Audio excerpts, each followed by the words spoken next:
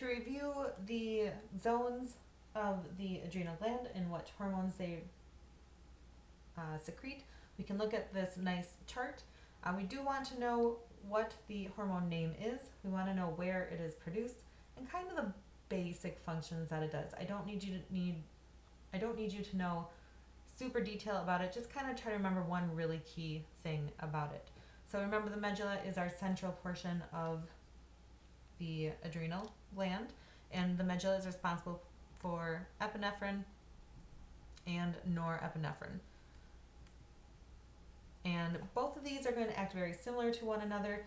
They are kind of responsible for our fight or flight. So if you think about when you're in a kind of a stressful, scary situation, your heart kind of starts racing, you're kind of ready to go, you're keyed up. That's what epinephrine and norepinephrine are causing your body to do. So if you can remember that your heart rate accelerates with them, that they're getting you ready for that fight or flight feeling, that'll be probably the biggest part about the norepinephrine and the epinephrine. Moving to the zona glomerulosa, that one is responsible for producing aldosterone, and aldosterone is responsible for controlling your blood pressure via the kidneys.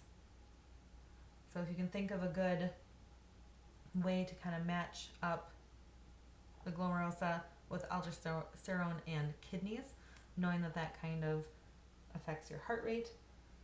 Moving to the the zona fasciculata, this one is going to produce cortisol.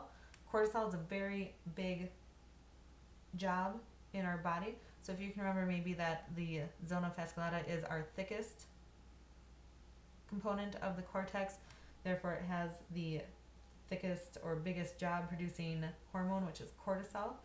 You can also think of cortisol center zone. So you can think of a couple different ways to kind of correlate this all together. The biggest thing with cortisol to remember is that it is going to help with our glucose metabolism, and that's a really big one, and it's also a big part of our sleep-wake cycle. And then lastly, our zona reticularis is going to be producing androgens. In men and women, it produces both testosterone and estrogen. The zona reticularis and the androgens that it produces are just going to help us with some of our sexual traits. Both men and women need testosterone and estrogen. However, the testicles are going to produce much more testosterone for males, where the ovaries are going to produce much more estrogen for females. Just remember that both sexes need both sex hormones to function appropriately.